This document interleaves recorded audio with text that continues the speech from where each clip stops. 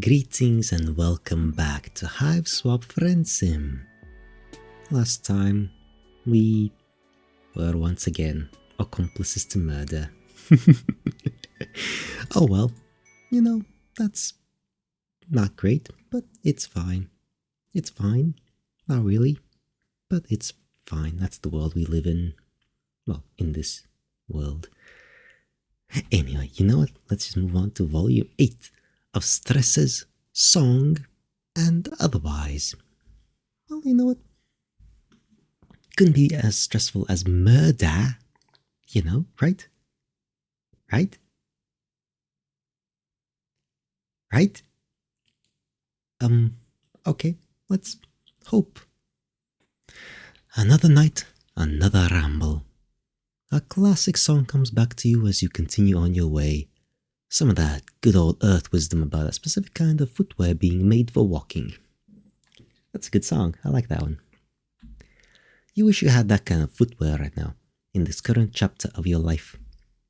Or any footwear, for that matter. You've definitely learned your lesson about getting overexcited at the prospect of new friends, and running out in nothing but a bathrobe. Have we learned that? I don't believe you. We haven't learned that lesson. Of course not. There'll be no further story. Oh, who are you kidding? Yeah, you're not kidding me. Well, I'm not fooled by that. Bullshit. Maybe not in that particular bathrobe way, but chances are high that wasn't the last time you'll fly off in the buoyant afterglow of an intense friendgasm. Yeah, we are a friend slut. Anyway, let's go meet Mr. Tyzias and Tick. He looks like he's stressed and overworked. No shit. Right, remember, these are all kids on this world. The adults don't stick around. They go to another planet or something. Anyway, Tyzias. Hi. Oof. That's loud. But so am I, so it cancels out. Just up ahead, you see a troll leave her hive, muttering to herself.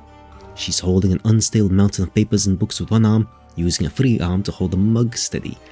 She isn't paying attention to you, which is fine. Don't get twisted, you'd love to make another friend. You just understand how now that it's a weird, flighty thing. Some trolls you mesh with, some you don't. And some cause you to get involved in murder. You smile at her just in case, but when she walks right by you without stopping, you shrug. This planet is chock full of friendable weirdos. You'll live. Come on now. No, he won't. You only take a few more steps before the sound of her absolutely eating shit on the sidewalk makes you turn.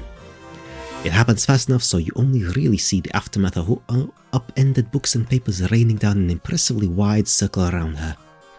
Ah, globes. Damn, ass rock. She sits up, but that's as far as she bothers to get. After taking a sip from her mug, which somehow must have stayed level in her grip during her fall, she sighs and gets to work gathering it all back up with her free hand. That's quite impressive. Yeah, this checks out. There's a thing that would happen to me. It's not like I have anything else to be doing. You've seen a teen movie or two in your day. You know this trope. The cool kid helps the unpopular nerd after they fell like a chump and embarrassed themselves. Then slowly their pair establishes trust. By the time credits roll, they've gone and fallen in love. Not that you necessarily want to fall in love, or that you're under the delusion that you are in any way cooler than her, but still, it's tried and true, and also like a pretty standard decent person thing to do. So like the decent person you hope to be, you skedaddle on over. You stop short just in front of a wide-flung ring of items. You want to make sure she's not going to yell at you or murder you or anything before you interfere. What? Check out busted ass. I know it's a scene. Well, what are you waiting for? Be a good boss there and stop standing by. She gestures kind of all around her, and that's confirmation enough. You bend to pick up a heavy-looking book, and there it is, emblazoned right on the cover. A gavel. A humongo fucker of a judgment implement too, with spines all around the handle. Dread creeps up your spine. You slowly slide your gaze from the book's cover to its owner. She doesn't have any ostentatiously blood-colored themed clothes on, though, wow, she is sporting socks and sandals. Maybe you are cooler than her after all. But the very prominent eye bags are tinged teal. Ah, Globes. A lawyer. It's not that you don't appreciate your one lawyer friend for who he is, it's just you aren't sure you have it in you to sneak your way into the heart of another.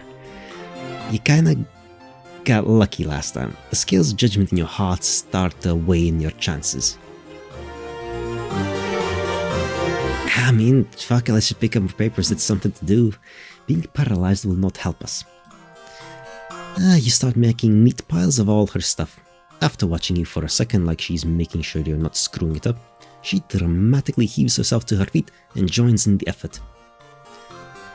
I don't have time for this shit. Make sure to keep the B-34s together in my red folder. You look down at your current pile. B. That's the one with the little hook on top, right? Where's that G? Sweat pricks up at your temples. You've picked up a little bit of written Alternia here and there, but you're still not anywhere near competent at it. Sifting through the papers, you search for anything familiar. You make out a few words, but there are just a lot of those little guys on these papers. And you've got permanence anxiety. I like that, permanence anxiety. That's a good one. Alright. You probably still can't read. You look up at her, startled. How can she tell? Well, I mean, you don't look like much a troll. It isn't exactly a gargantuan mental leap to assume you're not from around here. But also I've heard about you. Oh, you straighten up. Any press is good press when it comes to friends discussing you. Right? Deals talk. Oh. Unfortunately. Oh. She puts her mug down on the ground and picks up a fallen book, talking as she flips to whatever page she's looking for. That little asshole's going to have even more unfortunate crap to say to me when he finds out I set us all back by dropping half our group project in the ditch. She paces in flustered circles until she finds a bookmark among the debris. Flicking a wet leaf off of it, she shoves it in the open spine of the book and slams it closed. Whatever. I can't think about that yet. Gotta get all this back in order first. Right, yeah, the ordering of stuff. You keep at it, doing the best you can to keep similar looking things together. You can feel her eyes on your back, and you turn to face judgment. You've basically got it right, actually. You did say you were quick at the draw. I'm Tyzias, by the way.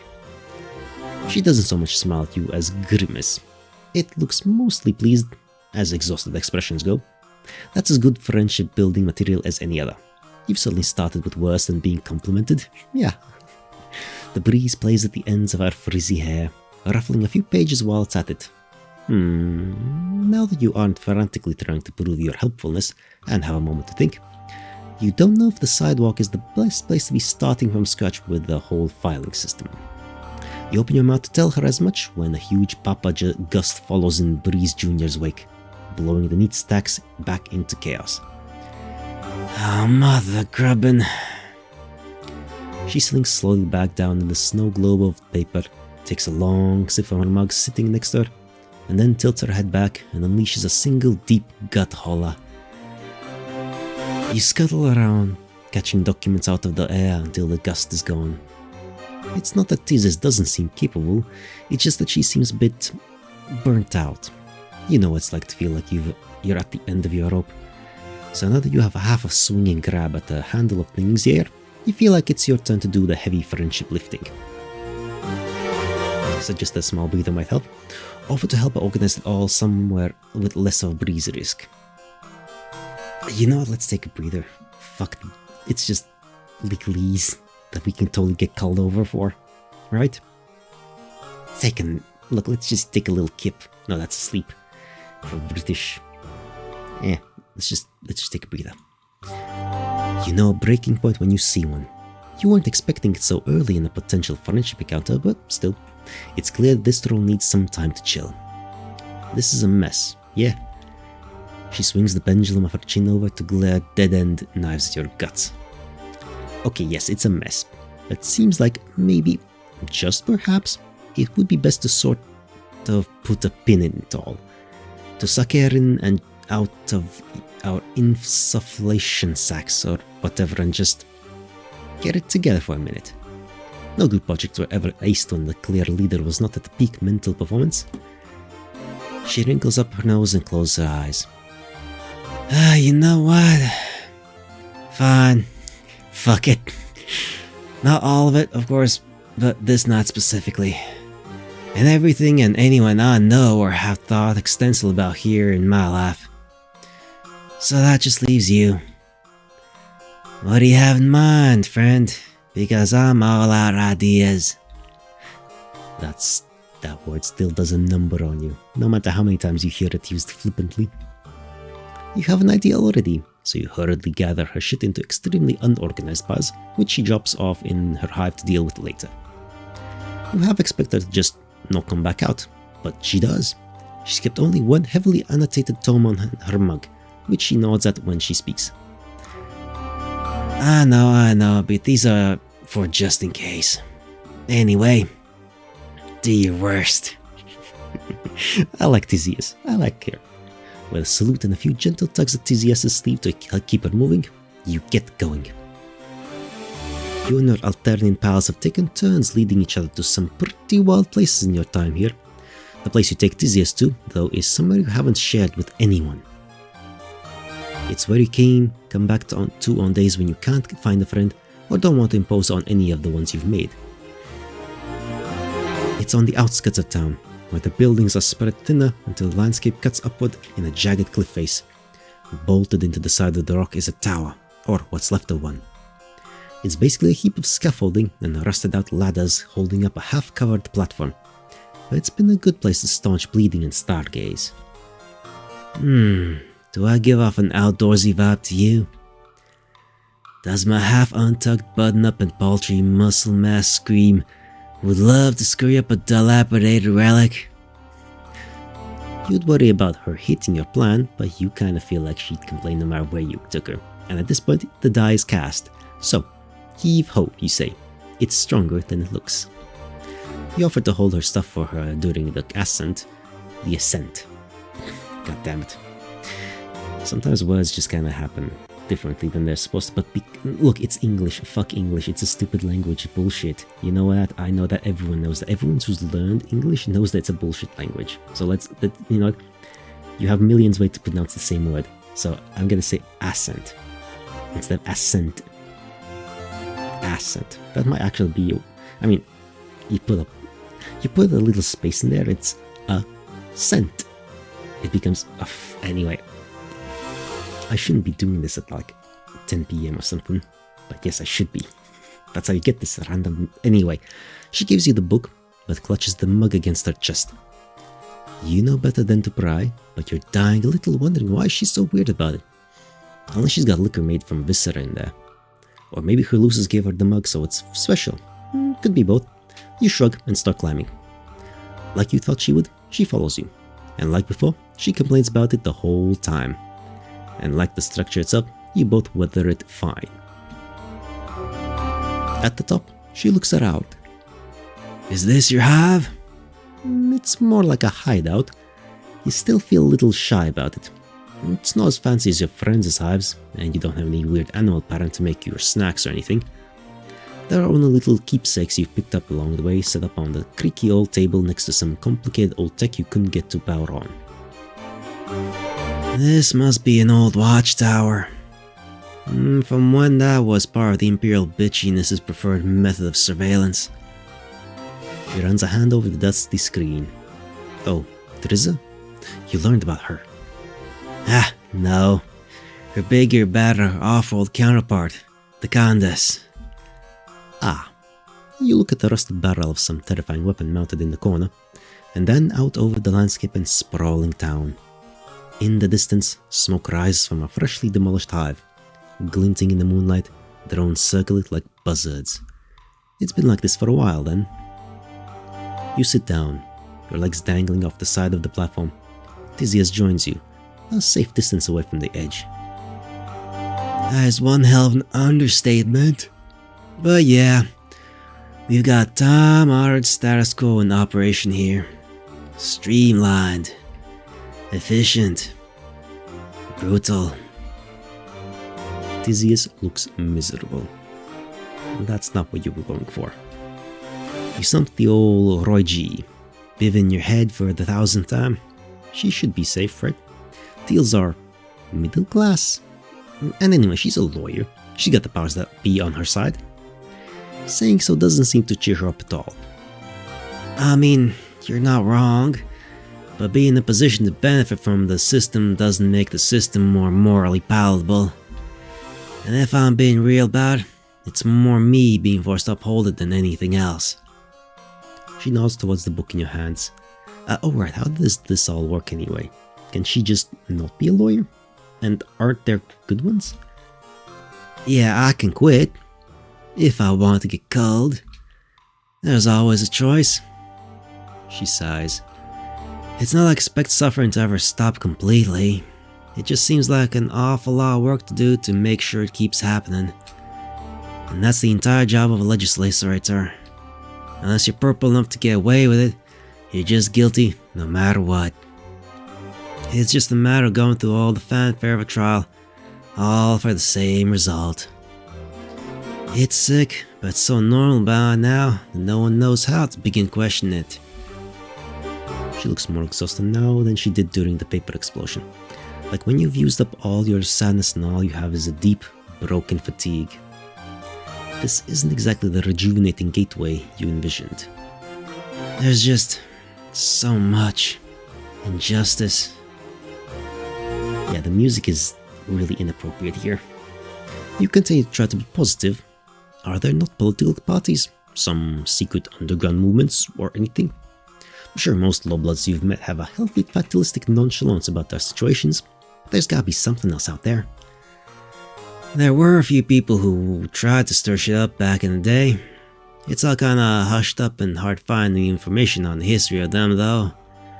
Definitely not the kind of thing they teach you in the legislator training. One was a mutant blood, and the other had wings. So I guess they didn't have much of a chance anyway. You can't imagine this story having a happy ending, but you still want to know more. There's the subtlest shift in her tone of voice now that she's doing more than only complaining. It draws you in. One of them seems to have gathered enough of the following to have become a kind of religious figure, from what little I can find about him. The other one led a military revolt. They both were killed, along with their attempts to change. I don't even know what happened to their compatriots. She stops to squint at you. I don't know how you got me talking like this, but in the fuck it spirit of the net, I'm just gonna keep going. That's fine. If it wasn't clear, I'm telling you things that can get me extremely cold. So like, please be chill. Oh, you are so chill, the chillest, and also probably pretty gullible yourself.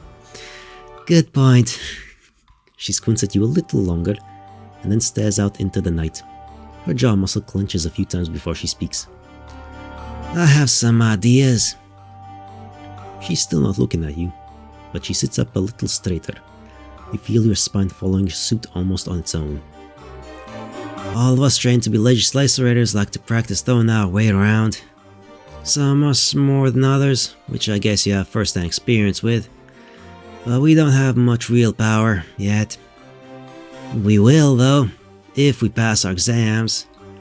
Which I will. I've been staying up most days studying every documented piece of the law, and some underground stuff too, when I find it. There are exploitable loopholes they don't know about. If I can establish myself as a major player, I might have a chance to change things. Some things you can only take apart from the inside out. And by now she's built up a fevered energy. Well, I haven't conveyed it, but the sprite has. Even with the sluggish way she talks. When you shift in your seat, she kind of snaps out of it. Oh, sorry. Guess I got a little worked up. I don't exactly get to talk about this very often. It's kind of overwhelming to think about how fucked every little thing is all the time. But now that I see it clearly, I can't not do something. It's like Alternia is a giant fire, and I'm pissing on a tiny corner of it while the rest of everything burns up around me. Your brain is buzzing with how real all that felt. You can't really add anything to it, so you just nod. Are things less abysmal where you're from? Oh boy, in ways, yeah, at home, the accused is called a defendant, at least, as in they get a defense. Her eyes brighten. That's exactly what I'm talking about. Does your justice system work? More than not. You exhale slowly, trying to buy yourself time to encapsulate all of your plan's various cultures, societal structures, and similarly overwhelming lists of injustices in an intelligent blurb. You settle on, not always, not for everyone. Her laugh is short and hollow. So much for light and life forms existing somewhere in the universe. Yeah, not on Earth. Not here. You guess until a more kind than just alien life form comes to take over, you'll have to make do with each other. Yeah, you're not so bad. I'd take on an oppressive regime with you any time. She gives you your arm an awkward tap with her fist, and then looks back out over the edge. Anyway, I'm no religious figure or military strategist. There's gotta be someone out there who is. Gotta use what skills I have instead, I guess, until I find them. What the fuck else would I do with my time? Keep pissing on the fire is the best anybody can do, Bjorken. That and get others hydrated enough to do the same. She laughs, that's a pretty good joke though. Keep on pissing, eh? I'll drink to that. She takes a big swig from her mug. After the beat, she silently and without looking at you extends her arm your way. You stare in the mug's depths, a little unnerved. It doesn't look like viscera, but you've been burned before. It won't kill you. You're not sure what it will do, but Tyzias is truthful, if nothing else. So, bottoms up. What the fuck? It's water. Tyzias grins and taps her temple with a claw. Gotta give the people something.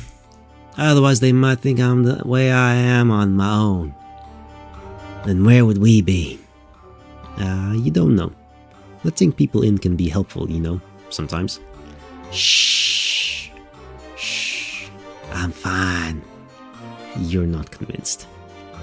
Okay, I'll admit it. It's not bad to relax every once in a while. Get your priorities straight. This was a decent time. Now you're glad she's glad, but you mostly just talked the whole time about the same stuff that she was overwhelmed by to begin with. Does that even count? You learned a lot, but she still looks pretty wiped. As soon as you think that, she yawns. She's so driven. You shiver a bit when you imagine what she could do if she took time to rest for real. You pat the pile of blankets next to you. It's no bed, or tub of soap or slime for that matter, but it's gotten you through enough. She looks warily at it and yawns again. I guess my Lucis and my mate spirit will just think I'm at the book hive anyway. One in the lap won't hurt. I'll get up early tomorrow and reorganize our stupid busy work project. She tentatively lowers herself down onto the blankets. Her eyes close for a brief second before they snap open again, glaring at you with full force. Don't doubt me either. I've got it under control. Oh, you have zero doubts in her abilities, you say. She goes back up against herself, and a small rattle of contentedness shakes in her throat. Out in the distance, the blaze has dimmed to a thin plume of smoke. You hope whoever's hive it was is okay. You're not sleepy, so you keep watch to make sure he gets up by sunrise. You tilt your head back and look up at the unfamiliar constellations. Your head feels full. It's intense, and not exactly what you'd call happy, but you know you're feeling it with her, and that's far from nothing. Yeah, that's nice. You know, this was just nice. Just have a nice little rest. Talk about some things. It's good. This was good. This was nice. This was just nice. Yeah, have a nap. Naps are good. Naps are really good. You know, you should have a nap. I should have a nap. You know, let's just go take a nap. Let's just relax. Have a nice little nap. You need it, I need it, everyone needs it. The world would be so much better if everyone just took regular naps. Oh well. Oh well. Toodaloo. Sweet dreams.